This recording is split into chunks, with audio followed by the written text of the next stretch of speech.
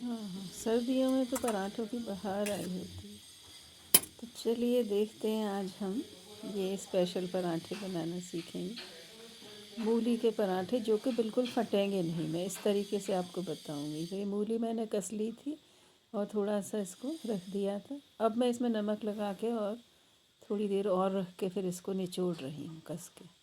तो नमक लगा कर 1-1.5 घंटे आप चलनी में इसको ऐसे ही छोड़ दें और फिर उसके बाद इसको निचोड़ निचोड़ कर इसका सारा पानी अलग कर लीजिए। देखिए एकदम ये बिना पानी के इतना सारा पानी एक मूली में निकला है, देखिए। और ये अब मैं इसमें कटा हुआ हरा धनिया, हरी मिर्च डाल रही हूँ। साथ में सारे मसाले मिलाकर मैंने पूरा इसको तैयार कर लिया है। तवा चढ़ा दिया है, आटा मड़ा हुआ है ही नमक का।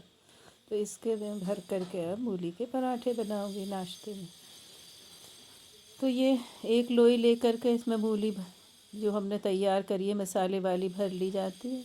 देखिए कुछ इस तरह से इसके अंदर हम ये मूली रख लेंगे, कच्चे मूली के जो कसे हुए हैं मसालेदार। और इसको फिर अच्छी तरह बंद कर लीजिए दोनों हाथों से।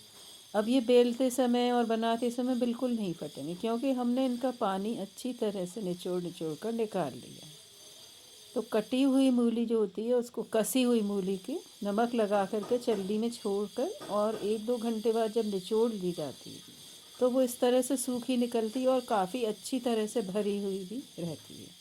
क्योंकि मूली के पराठों में अक्सर ये शिकायत आती है कि मूली तो इसमें है ही नहीं। अगर हम उसको ऐसे ही गीला गीला छोड़ देंगे तो बेलना भी मुश्किल हो जाएगा और उतनी अच्छी तरह से फिर हम भर भी नहीं सकते। तो तवे पर हमने आँच को कभी कम कभी ज़्यादा करके इसमें जो चिकनाई लगानी है आप मक्खन लगाइए चाहे घी लगाइए। मैं तो यहाँ इन्हें आज सरसों के तेल से बना रही हूँ। तो बहुत अच्छी खुशबू आ रही है हमारे किचन में इस समय पराठे सीखने की। तो ये नाश्ते के लिए बिल्कुल तैयार हैं। साथ में आप चाहें तो कोई दही का रायता रख सकते हैं, या आप हरी चटनी लाल चटनी जो पसंद करें इसके साथ रखें। अचार के साथ भी ये खाया जाता है। देखिए करारा करारा पराठा गर्मा गर्म तैयार है खाने के लिए। और ये मैंने दूसरा पराठा डाल दिया, एक सिकता जाता है दूसरे की तैयारी चलती रहती है। ये पलटा, इधर मैंने दूसरी लोई ले ली हाथ में और उसमें ये मूली भर दी और इसको भर के रख दिया। तो ये जब तक सिकता है एक पराठा दूसरा बिलता जाता है। तो इस तरह से हम बारी बारी से पराठों को दबा दबा कर सेकते जाएंगे। जब तवे पर ये पराठा होता है तो इसको इस तरह से दबा दबा कर सेकिए। तो ये बहुत करारे क्रिस्पी और कुरकुरे खाने में बहुत टेस्टी लगते हैं। जलना भी नहीं चाहिए, आँच का आप इसका बराबर ध्यान रखिए।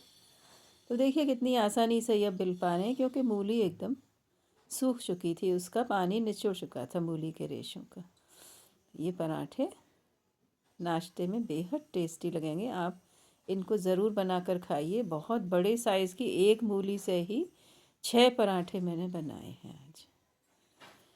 तो ये एक और पराठा देखिए, इसको मैंने चिकनाई भी लगा ली अलट पलट कर और अब इस तरह से घुमा घुमा कर दबा कर सेक रही हूँ।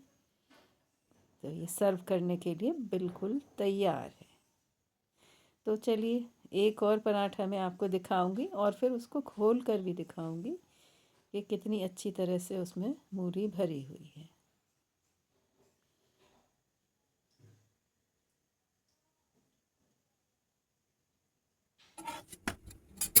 पराठे तो हम सभी तरह के बना लेते हैं, मूली के भी, गोभी के भी, आलू के भी।